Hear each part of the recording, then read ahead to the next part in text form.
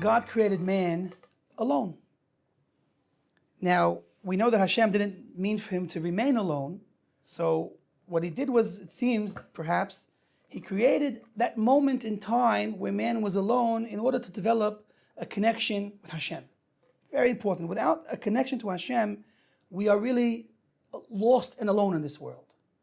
And so by creating man without anyone else in the world, so he was alone in the sense, mitzad that, but he was able to be with Hashem in a much more special, much more intimate way. So he wasn't really alone, but he was alone in the world. However, the ultimate purpose of creating man wasn't just to have a relationship with Hashem, but to have a relationship with other people as well. And through that relationship, man is meant to express and mimic, so to speak, God's ways. We're taught that just as God is compassionate and merciful, we are meant to be compassionate and merciful in this world as well. By emulating God's ways, we connect with Hashem in a very, very, very special way. So even though man had this connection to Hashem, from the perspective of the world around him, man was alone. And regarding that point, the Torah says, Lo tov heyot hadam levado. It is not good for man to be alone. So Hashem decides to make him a wife, an ezer kenegdo. Now, the standard explanation of this idea that it's not good for man to be alone and God made him a wife is simply that, that man by himself is lonely and he's not able to share his life experience with somebody. There's an alternative explanation to the verse that opens up a whole nother dimension to what's going on over here, and it connects back with really the essence of what man is and what his purpose is in this world. And this is explained like this. Lo tov heyot ha'adam levado. We invert the verse. We read it backwards and say that if man is alone, then he cannot be good. What does it mean to be good? Being good in truth is to be like Hashem. Hashem is the essence of good. And what is that essence of being good? So we're taught that God created the world to give of his goodness. In Hebrew it reads, hatov lehetiv, that the nature of the good is to bestow good. So the idea of doing good in Hebrew is from the same word tov.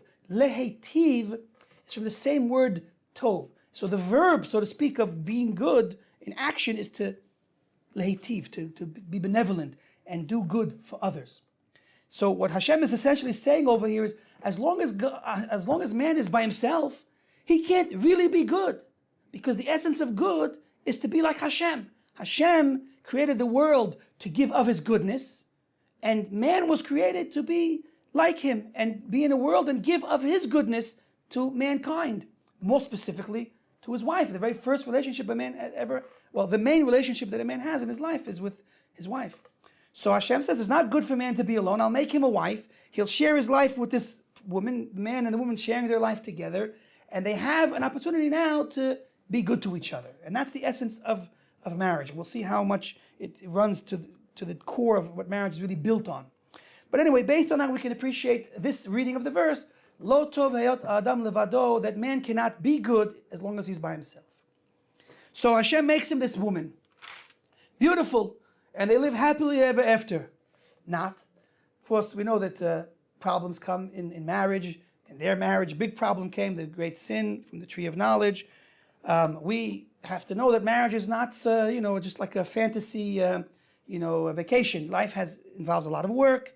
Sometimes you argue, but we have to work through all of this. But let's get to the foundation of what it is, the main key ingredient to building a proper marriage. And what does the Torah tell us about this? What kind of light does the Torah shed on the key ingredient to developing a proper marriage? Well, we all can appreciate that without love, there is no real marriage.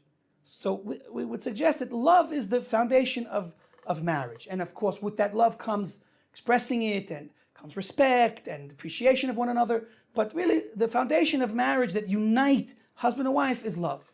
That's why the Torah actually says that man, once God created woman, man leaves his home and becomes attached to his wife. It says, man and woman become one. They become one flesh. They unite as one. And what does the Torah tell us? What does it mean exactly that man and woman unite as one? So interestingly enough, if we take the word one, in Hebrew it's echad. The letters are aleph, chet, and dalet. So the gematria of echad is 13. Very special number. Why is it so special? Because it's the same gematria of the word ahava. So we see the Torah is hinting to us what is the element, what is it that makes man and woman one is the love between them that bonds them together. And that's why the gematria of ahava, aleph, hey, bet, hey, is also 13. So love and one equal each other. Through love, that's how we unify with our spouse. But what does this mean in a practical sense? So the Lashon HaKodesh, the beautiful language of Hebrew that is built in creation, tells us also what this practically means as well, because the word love, ahava, is rooted in the word hav, to give. So what is real love? So the world thinks, that the more I get, the more I'm going to love somebody. The reverse is actually true. This teaches us that the more we give, the more we will come to love somebody. The more you give of yourself, the more invested you become in that other person, the more you love them. And marriage is the essence of that giving. If the two parties in a marriage are thinking about what I can give to the other, instead of what I can get from the other, then by Mimela, each one gets and each one gives, and you have a harmonious marriage built on true love and true selflessness and true giving. So we see here that ultimately the good that God gives man through marriage is the love developed between them by emulating God, by being a giver to each other. And we see that that's the foundation of marriage. With this in mind, we could bring a verse later on in the Chumash. We talk about building a mikdash, building a sanctuary for Hashem.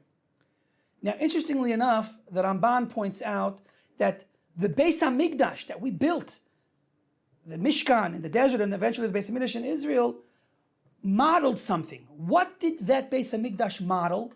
So he explains the different things that we had in the Mikdash and compares them to what existed in the tent of Sarah, the Jewish home. Sarah's tent had 3 miracles that we see a model of in the Beis HaMikdash. She had the chalot, the bread that lasted from Shabbos to Shabbos. She had the candles of Shabbos that also lasted all week. And we see in the Beis HaMikdash also there was the bread and the candles in the Kodesh. So we see that really the Beis HaMikdash ultimately models the Jewish home, Sarah's tent. Based on that, we would like to explain the verse, V'asuli mikdash v'shachanti b'tocham, and they shall make for me a mikdash, and I will dwell in them, could apply to the husband and wife through marriage. They means 2 of them, the husband and wife, will make God a sanctuary. How so? By building their home. And then God will dwell amongst them in that home. That home will be a holy home where God resides.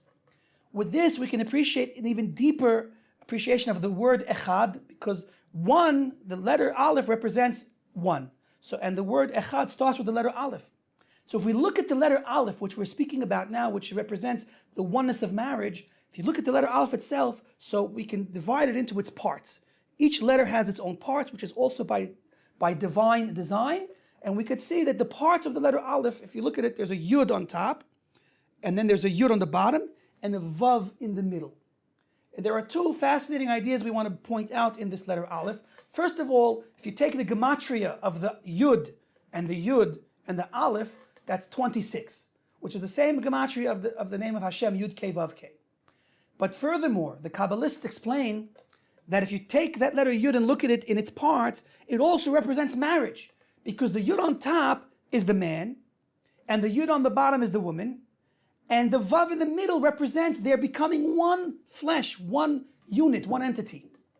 And that's the secret of marriage, all represented in this letter aleph, which again, we said equals love and giving. So we see now that really successful marriage is not only about each person being nice to each other, but recognizing that we're created by Hashem and we must have Hashem as part of our life. That ultimately brings the complete marriage, turning our home from a mundane home to a holy place where God dwells with us in marriage. And of course, if God is with you, then you have peace and happiness. Okay, this brings us to our final idea. Rabbi Akiva says something, a little bit enigmatic. He gives a statement. He says that when man and woman merit, so then God dwells among them. And if they don't merit, a fire will devour them. So what in Hebrew it reads, Ish v'isha, zachu shchina beinehem. Man and woman, when they merit, the divine presence resides with them. Lo zachu, if they don't merit, then eish ochaltam, a fire devours them, eats them up. Now, what's the depth of this idea? What is he telling us? People that when a couple gets married, so sometimes the rabbi stands up or someone else and says, they got everybody. Let's celebrate in this wedding, and let me share this idea with you. And he says the same idea, that when a man and woman merit, the Shekhinah is with them. When they don't merit, then the fire devours their house, and everybody sits there smiling, and nobody reacts. And I don't understand, why isn't anybody reacting? Imagine you're a bride or a husband, and you just found out that if you're not careful and you don't merit, a fire is going to devour your home. Wouldn't you get up and scream, "Help me! I don't want my home to be destroyed"? But everybody sits there smiling. Nobody asks, what does it mean? What does it mean that if you're zoche, you have peace and you have Hashem, and if not, you have destructive fire? I'd like to know. I think everybody would like to know. Yet we say this cute idea and forget that Rabbi Akiva is not just saying something nice to say at a wedding or at a Sheva Brachas, but he's trying to teach us something deep here. So let us appreciate this idea from one perspective. At least there are others. I'm going to share with you one. If you look at the name Ish and Isha, so there's a letter Yud in Ish and a letter Hey in Isha. What we're saying is if you strip those letters away, you're left with just the letters Aleph, Shin, Ish, fire. So one would say, okay, very cute. It works with the letters. If you take out Yud and Hey, which is Hashem's name, you got fire. Very nice. But obviously the Torah is not random like that. When God created Ish and Isha, he picked which letters that should be in their names. And when this idea is being expressed, it's because specifically by taking out Hashem's name, you're left with Ish. So what is fire all about? What is this fire? So the Svarim Kedoshim, the holy books, explain to us that man is made up of 4 elements: earth, wind, fire, and water. One of them is fire. These 4 elements, earth, wind, fire, and water, are the source of our negative character traits.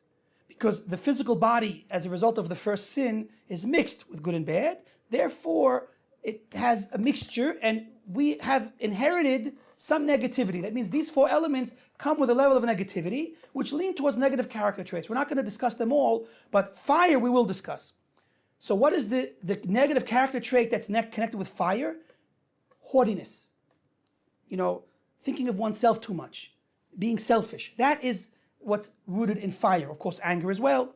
But the main thing now we're going to focus on is the idea of being haughty and selfish, thinking of oneself too much. That's the fire.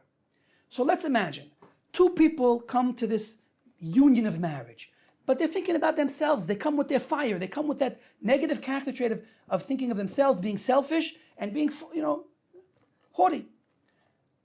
Does that sound like a good ingredient for harmonizing the 2 into one and building a beautiful, loving home of pure giving? No, because each one's thinking about themselves. So if you take away Hashem's name, you're left with fire, which equals each one thinking about themselves, being selfish, and this could start fights and kas, anger, and that's going to block the shalom in their home.